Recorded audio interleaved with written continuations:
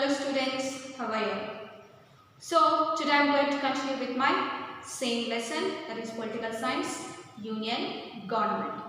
And today my topics are powers to amend constitution, other powers, union, executive. So let me start with the powers to amend constitution. Do you all know what do you mean by? First, let me give the meaning of amend. Amend is nothing but a minor change in changes in the constitution. Do you all know what you mean by constitution? Constitution is a set of rules that each and every citizen has to follow. And amend means a minor change made for rewriting or to do any correction, addition of policies or deletion to delete in the those policies. A minor changes in the constitution made for rewriting the constitution or to do any corrections to a constitution or any to add, that is called as an addition, or to delete. So let me give the meaning. Both the houses of the parliament, which are both the houses of the parliament, that is the Rajya Sabha and the Lok Sabha, have equal powers to amend the constitution. Amend means what? To do some minor changes. Got it? And the amendment bill can be presented first in either houses, both the houses. Do you know bill means what? It's a paper, it's a document where the legislature has written the policies. It's called as a bill. However, the approval of both the houses is required for the amendment. To make a law, policy, both the houses has to give their approval. Yes, now Rajya Sabha, yes, we are agree for this policy. Now Lok Sabha, we agree for this policy. So they have to give their thus we are agree. If only one house approves for the amendments and the other house does not approve, they won't agree for that amendment. So what they do, then the amendment cannot be carried out.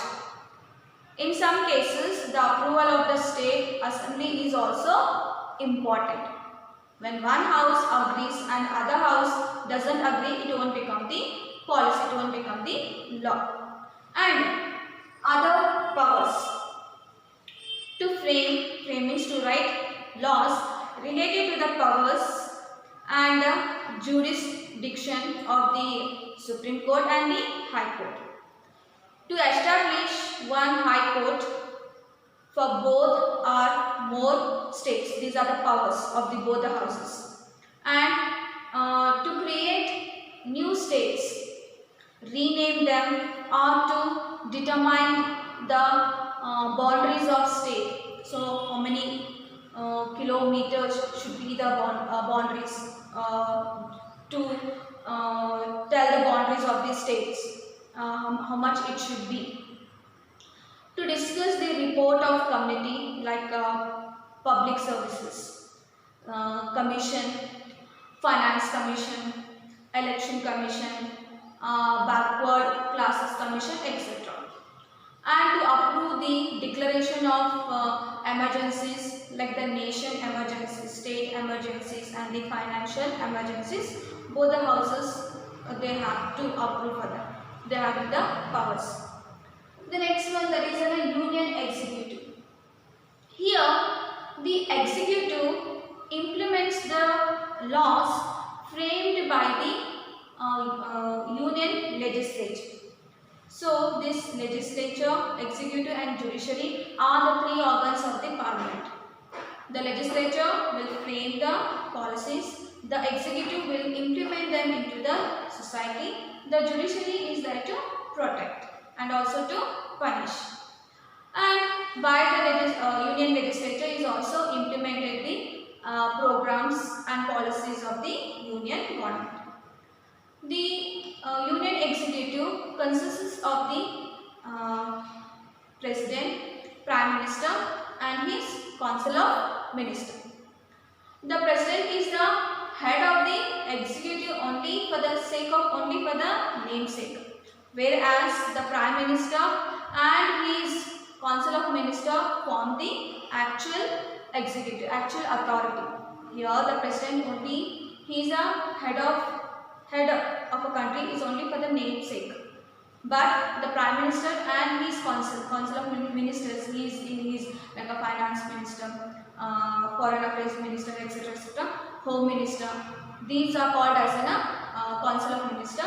They are having the authority. The Prime Minister will tell the President what to do. And so this is about the powers to amend Constitution. Other powers of both the houses having the powers.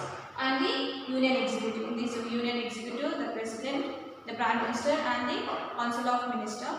The President is only namesake, is the head, but all the powers and authorities are in the hands of the Prime Minister and his Council of Ministers.